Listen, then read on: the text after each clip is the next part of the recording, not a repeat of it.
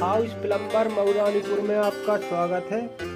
मैं पुराने और नए प्लम्बरों से सभी से कहना चाहेंगे जो ओपन ग्राइंडर चलाते हैं, कृपया करके बहुत ही सावधानी से चलाएं और चलाते समय